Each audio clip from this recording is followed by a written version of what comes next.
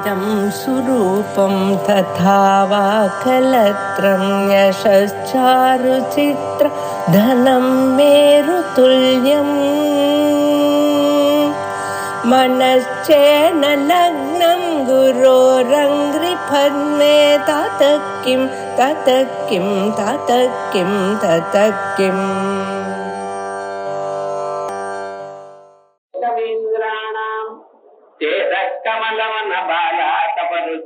அம்பாளை எப்படி தியானம் பண்ணணும்? கவீந்திரானாம் சேதக்கமலம், மகான்களுடைய மனசு எனக்கூடியதான தாமரை.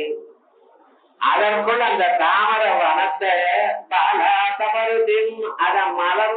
அதை மலரும்படி பண்ணக்கூடியதான உதய சூரியன் போல், அப்பொழுது உதிக்கும் சூரியன் போல் இந்த அம்பாளை எப்படி பண்ணணும்? அருணாம், எங்கும் சிவந்ததான ஒரு நிலையாக இருக்கும் என்று தாங்கள் தியானம் பண்ணணும். அம்பாளுடைய தியானம் எப்படி? முன்னால எப்படி சொன்னேன், வெளவெளையில் இருக்கணும் தியானம் பண்ணினேன், அது போன ஸ்லோகத்துல. இப்பொழுது சிவந்ததாக இருக்கணும் அப்படிங்கிற தியானம் சொல்றது. கவீந்திரானாம் கமல வனபாலம் கஜந்தே ஏ சந்தா, நல்லவர்கள், மகான்கள், உபாசகர்கள், அவ என்ன பண்றாங்க? கத்திசிதே அருணாமேவ பவதி, தங்களை சிறந்ததாக தியானம் பண்ணிட்டு இருக்கா. எப்பொழுதும் சிவப்பான நிறத்தில் இருக்கிறதாக தியானம் பண்ணிட்டு இருக்கா. சிறந்ததான ஒரு வஸ்திரம், சரீரமும் சிவப்பு, உலகம் முழுக்க சிவப்பாக இருந்து கொண்டு அதுக்குள்ள அம்பாள் இருக்கா போகும். அப்படி தியானம் பண்ணணும்.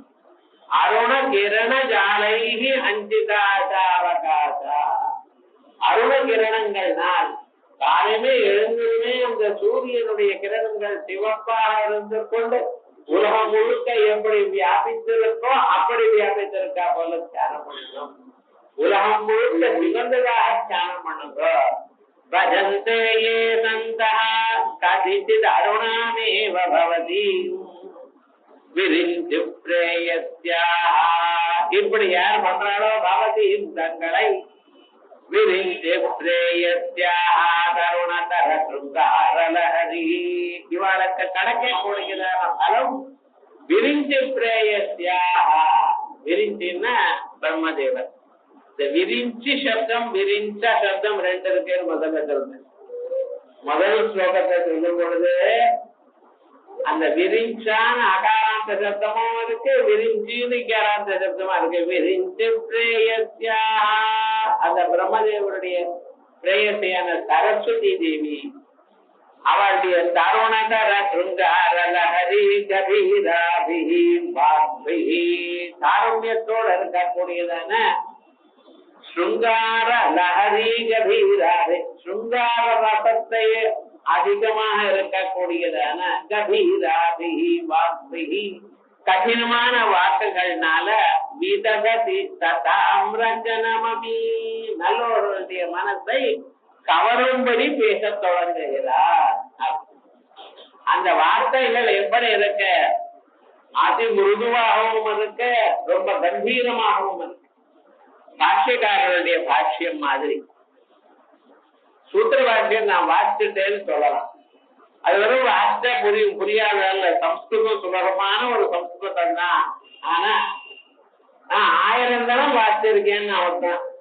இன்னொரு தரம் வாசிச்சா புதுசான அர்த்தம் புரியும். அதுல அப்படி இருக்குன்னு அவ்வளவு சுலபம் இல்லை. நியாயமர்த்த பிரத்யக்ஷ கோச்சரா, இது பிரத்யக்ஷத்தினால தெரியாது. ரூபாத்திய பாவாந்தி நியாயமர்த்தம் பிரத்யக்ஷ கோச்சர லிங்காத்திய பாவாச்ச அனுமானாதீனா, இந்த பிரம்மம் பிரத்யக்ஷத்தினால அறிய முடியாது, பிரம்மத்தை அனுமானத்தினால அறிய முடியாது, சாஸ்திரத்தினாலதான் சுலபமா தானே இருக்கு. அதை போல எத்தனை விஷயமா இருக்கு. பிரத்யக்ஷத்தினால ஏன் அறிய முடியாது, இதனால ஏன் அறிய முடியாது, ஒவ்வொன்றுக்கும் ஹேத்துக்கள் சொல்லிக்கொண்டே இருந்தோம். ஏன்னா அந்த பாட்டுக்கு போயிட்டே இருக்கோம். அப்படி அர்த்தம் அதிகமாக இருக்கக்கூடியதான சுலபமான சொற்கள்னால சொல்லுவேன். அதோட மட்டும் இல்ல, அங்க இருக்கக்கூடியதான தத்துவம் சுங்கார பிரதானமாக இருக்கும். ரசங்கள் 9 ரசங்கள். சுங்காரம், வீரம், கருணா, அப்படி பயம், இவைகள். இந்த ரசங்களை எல்லாம் நமக்கு சொல்லி கொடுத்தது பரதநாட்டிய சாஸ்திரத்துல. அந்த சாஸ்திரத்துல அவன் என்ன சொல்லியிருக்காரு, வெறுமன ரசத்தை சொல்றது மட்டும் இல்லாம அந்த ரசத்தை எப்படி எனாக்ட் பண்றது, அந்த ரசத்தை எப்படி மற்றவர்களுக்கு அதை காண்பிக்கிறது, இவைகள்லாம் இந்த பரதன் சொல்லியிருக்காரு. அதுல சுங்கார ரசம் எல்லா ரசத்தோட மூல ரசம், ஆரம்பமான ஒரு ரசம். இதான் பிரகிருதி. இதிலிருந்து வந்ததான ரசங்கள்லாம் மற்றவைகள்லாம். அதுல பவபூதி என்கிற ஒரு கதையில அவர் மட்டும் கருண ரச பிரதானமா இருந்திருந்தார். ராமனுடைய சரித்திரம் தான் எழுதினார். ராமனுடைய சரித்திரமானது அழகாக காளிதாசனம் பண்ணினா ரகவம்சத்துல சுங்கார ரச பிரதானமாக.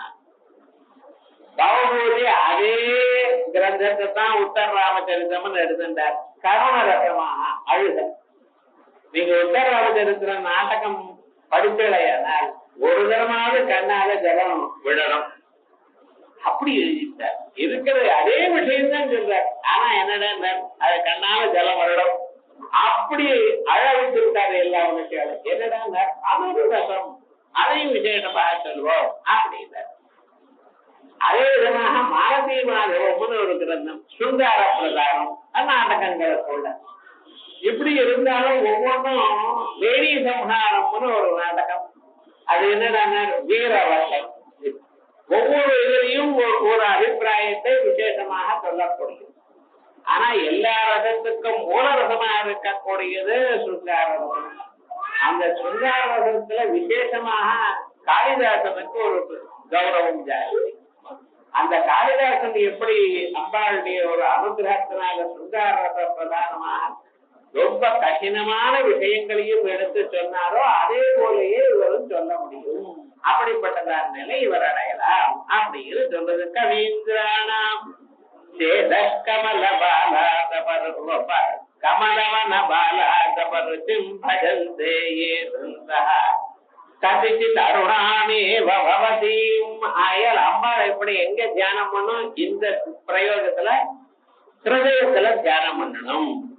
அம்பாள சிவந்ததாக, சிவப்பான வஸ்திரம், உலகம் முழுக்க சிவந்ததான ஒரு நிறம், அதை கூட அம்பாள் சிவப்பாக இருக்கிறதாக அப்படி தியானம் பண்ணணும். அருணாக்கியாம் பகவதீம் அருணாபாம் விஜிந்தயே பாதாங்குஜதராம் தேவீம் தனுர்பாணகராம் சிவாம் வரதாபயஹஸ்தாந்த புத்துகாட்சத்ரகன்விதாம் அஷ்டபாஹும் திருநயனாம் கேலந்தீம் அமிர்தாம்புதௌ.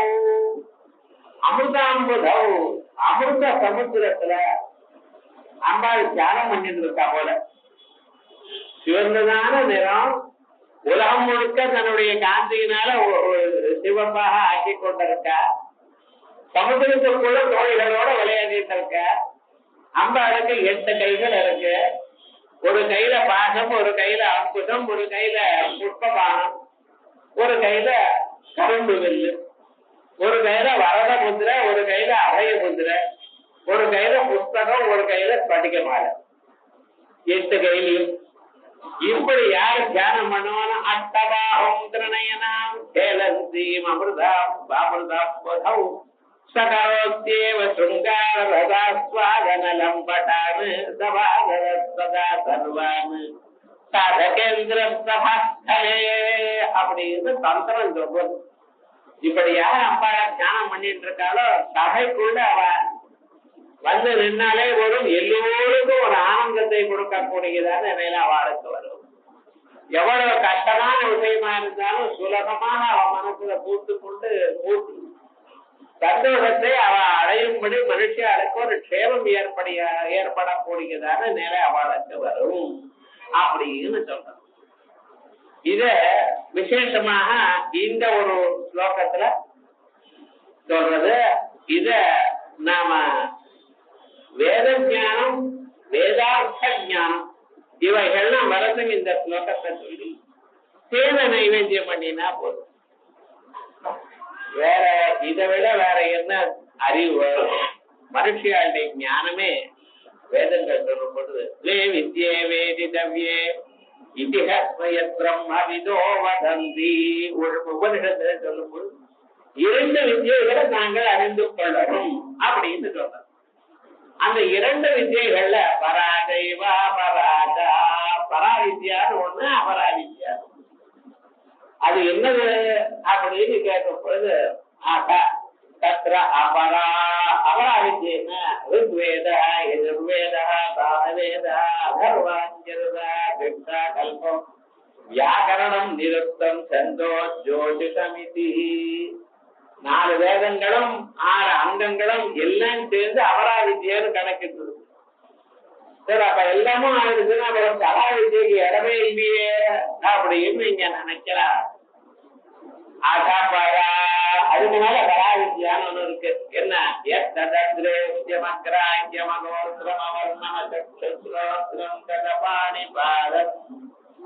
வாக்கால சொல்ல முடியாது, கையால குடித்து கொள்ள முடியாது, அப்படிப்பட்டதான தத்துவம். அது எப்படி நீங்க அறிய முடியும்? அதற்கு தகுந்ததான அகண்டாகாரமான ஒரு விருத்தி வருகிறது.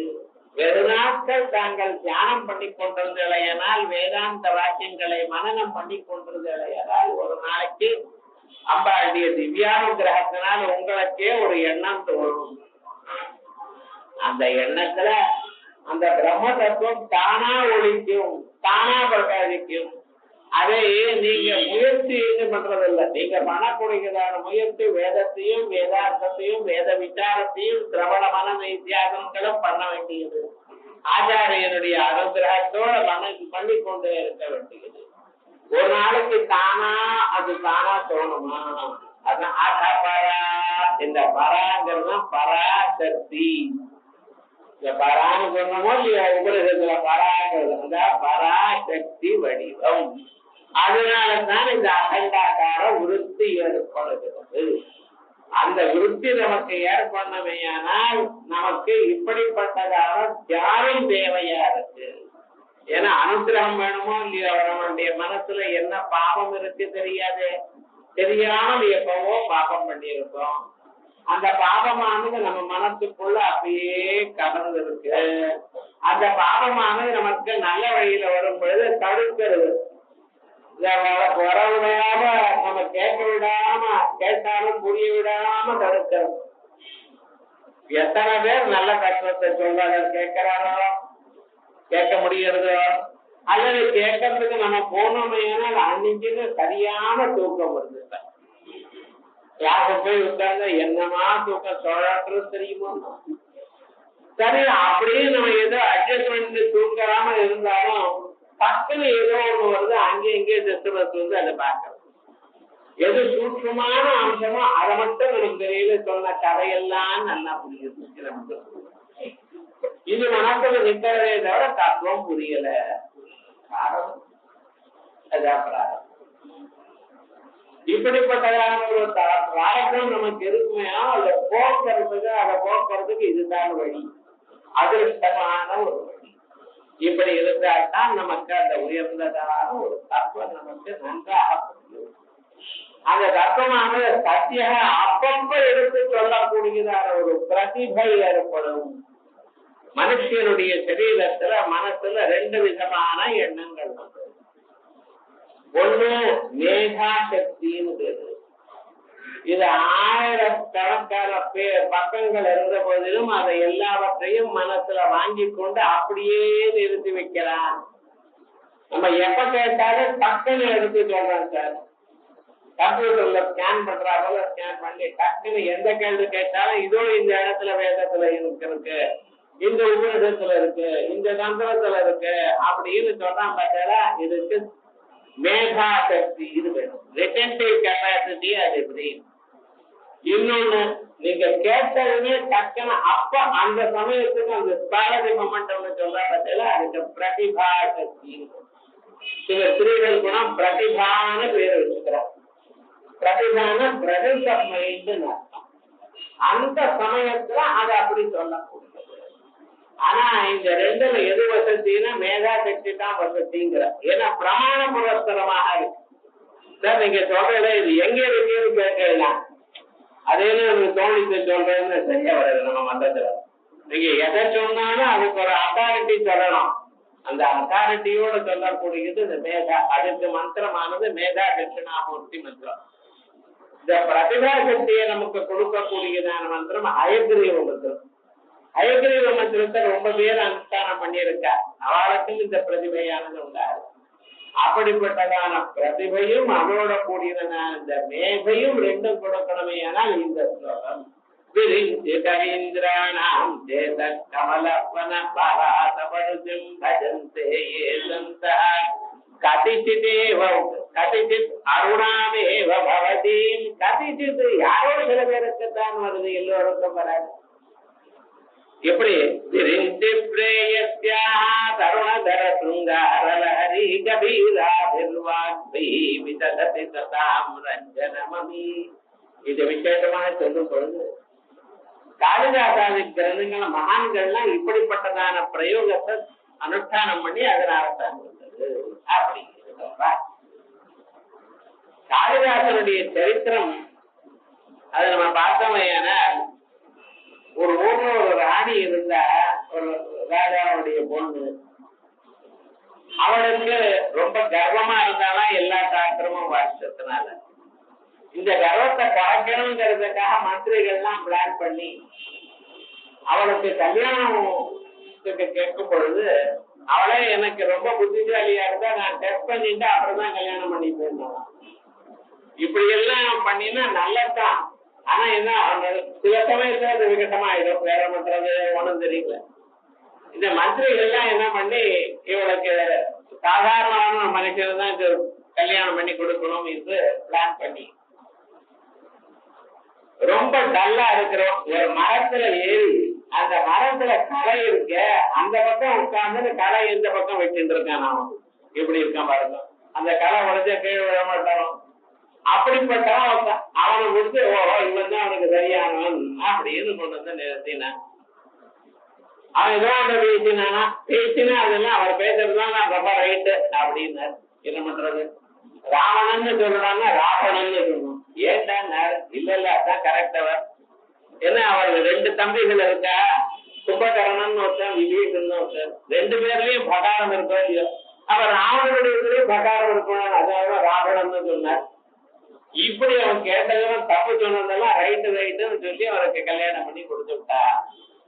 அதுக்கப்புறம் அந்த பொண்ணுக்கு தெரிஞ்சு போயிடுச்சு, நம்மளை ஏமாத்தி விட்டாரு. ஏமாத்தி விட்டான்னு தெரிஞ்சதுமே என்ன பண்ணினானா, ஒரு வார்த்தை சொல்லி அனுப்பிச்சாலாம், இனிமேல் அவனுக்கு இந்த ஜென்மாவில வராது, நீ ஒன்னே ஒண்ணுதான் அம்பாவை போய் தியானம் பண்ணு அப்படின்னு அனுப்பிச்சுட்டாரு. நேரா காசிக்கு போயிட்டாரு. போனால் அம்பாவை தியானம் பண்ணிட்டே உட்கார்ந்து. ஏன்னா நம்ம வாழ்க்கையில எந்த சந்தர்ப்பத்துல எந்த வார்த்தை வேலை செய்யறதுன்னு சொல்ல முடியாது. எத்தனையோ ஒரு என்னென்னமோ சொல்லிட்டு இருப்பா, அது தெரியாது. ஆனா ஏதோ ஒரு வார்த்தை தான் அதை டக்குன்னு வேலை சொன்னதுமே அதே மாதிரி இவ சொன்னாலேன்ட்டு போய் தியானம் பண்ணினா. தியானம் பண்ணி அந்த அம்பாளானவர் அவருடைய அந்த காளிதாசனுடைய நாக்குல ஐங்கிற வாக்வாதினி மந்திரத்தை பீஜத்தை எழுதினாடா. எழுதினதுமே என்ன ஆயிடுதுன்னு அழகாக எனக்கு கவித்துவம் வந்துருக்கு. அந்த கவித்துவம் வந்த பிறகு அன்னைக்கு ஆத்துக்காரி சொன்னதான ஒரு வார்த்தை ஞாபகம், அஸ்திக்கு அஸ்தித்து வாகர்த்தான்னு கேட்டிருக்கேன். ஏதாவது ஒரு சொல்லும் பொருளும் தெரிந்து கொண்டது ஏதாவது ஒரு நல்ல வார்த்தை உனக்கு தெரியுமா வாழ்க்கையில அப்படின்னு கேட்டா, இத ஞாபகம் வச்சுட்டு இருக்கான். அதான் சில சமயத்துல சில பேர் பேசின பேச்சு அது விஷமாவும் இருக்கலாம். ஆனா அந்த விஷமானது நம்ம மனசை விட்டு போகாது. இத வச்சு அப்படியே அத்யுத்தம் திசிரேவதாத்மா ஹிமாலயோ நாம நகாதிராஜா அப்படின்னு அஸ்திங்கிற பதத்தை வச்சுட்டு குமார சம்பவத்தை எழுதிட்டார். அதே போல கஷ்டித்துன்னு ஒரு பதம் இருந்தது பார்த்தா, அஸ்தி கஷ்டித்வாகத்தா, அதான் கஷ்டித் காந்தா விராகருணா அப்படின்னு மேகர் வந்து வாகர்த்தாங்கிறதுனால வாகர்த்தா விவகம் வாகர்த்த பிரதிபத்தை அப்படின்னு ரகுவம்சத்தை எழுதிட்டார். இப்படி 3 காவியங்களை எழுதினார். உலகம் முழுக்க பிரசித்தமாயிருக்கு. இப்படி பிரசித்தமாயி இவரெல்லாம் வந்துட்டு இருக்காரு, அப்படி இருந்துட்டு இருக்காரு. ஆனா இந்த அம்மாவுக்கு மட்டும் மனசுல கவலை, என்னத்தான் இருந்தாலும் நம்ம பண்ணினது தப்பு. ஏன்னா சின்ன வயசு உடம்புல இளம் கஷ்டம், என்ன ஒண்ணு நினைச்சோம் அது வேற விதமா ஆயிடுது. அதனால என்ன பண்ணிடணும்னா, என்னதான் இருந்தாலும் ஆட்டுக்கார வர சேர்த்துக்கலாமா, அப்பா விட்டோமே அப்படின்னு கொஞ்ச நாள் ஆனா பரிணதம், அது மனசு கொஞ்ச நாள் ஆனா மாறிட்டு. முதல்ல அப்படித்தான் இருக்கும். கொஞ்ச நாள் ஆனா ஓஹோ நம்ம பண்ணிருக்க ரைட்டா தப்பா அப்படின்னு யோசனை பண்ணும் பொழுது இப்படி பண்ணிருக்க வேண்டாமே அப்படின்னு மறுபடியும் அப்பாட தியானம் பண்றாங்க. அவர் எங்கேயாவது கிடைச்சது இல்லை. என்ன பண்ணினா, அந்த பட்டணத்திலேயே சத்திரத்தை ஏற்பாடு பண்ணி எல்லாருக்கும் ஆகாரத்தை போடுங்க அப்படின்னு. எல்லாருக்கும் ஆகாரத்தை போடும் பொழுது அது வரைக்கும் என்ன, பழைய நாள்ல தீர்த்த யாத்திரை பண்ணுவா ஜனங்கள்லாம். வாழ்க்கையில ஒரு நாளாவது வந்து தீர்த்த யாத்திரை எல்லா இடத்துக்கும் ஸ்நானம் பண்ணிட்டு போகணும் அப்படின்னு. இப்படி கவிகள்லாம் வரும் பொழுது தீர்த்த யாத்திரை தருவாங்க. அப்ப நம்ம ஊருக்கு வரலாமோ இல்லையோ அப்படிங்கிற அபிப்பிராயம். இப்படி வரும் பொழுது ஒவ்வொருத்தரையும் அவ பேசிக் கொண்டிருக்கிறது கவனிச்சுட்டு இருக்காங்க. பேசிக் கொண்டிருக்கும் பொழுது யாராவது இது பழைய பேச்சு ஏதாவது இருக்குமே, அது என்னதான் இருந்தாலும் சிலது மாறாது வாழ்க்கையில. அவ பேசக்கூடியதான ஒரு நாக்கு, அந்த வார்த்தைகள் அதெல்லாம் போகாது. அது ஒவ்வொருத்தருக்கும் இண்டிவிஜுவல். அதனால என்ன பண்ண, இது கவனிச்சிருக்கா. அதுலயும் ஸ்ரீநாம சிக்ஷித பட்டத்துவம். 1000 பேர் இருந்தாலும் நம்ம நாட்டுக்காரங்க தான் கண்டுபிடிச்சிடுவாங்க, ஒண்ணு ஏமாற்ற முடியாது. அதே போல கண்ணுக்குட்டி விட்டு வர்றது அது இருந்தாலும் சரி, 1000 கண்ணுக்குட்டி நடுவில் இருந்தாலும் சரி, அந்த அம்மா கண்ணுக்குட்டி பார்த்துமே ஓடி வந்துடும். கண்ணுக்குட்டி அம்பாரு கருத்து, நமக்கு எல்லாம் அம்பாவும் ஒன்னதான் இருக்கு, எந்த இருக்கு, அதுக்கு கரெக்டா அது தெரியும்னு அதே மாதிரி குடி வச்சிருக்க. இப்படி வரும் பொழுது ரசத்தை ஒண்ணுதான் இருக்கா, ரசம் நன்னா இருக்கான்னு கேட்டாராம். அவ சாரு சாரு சமாயுக்தம் இங்கு ஜீவ சமன்விதம். சாரு ரொம்ப நல்லா தான் இருக்கு.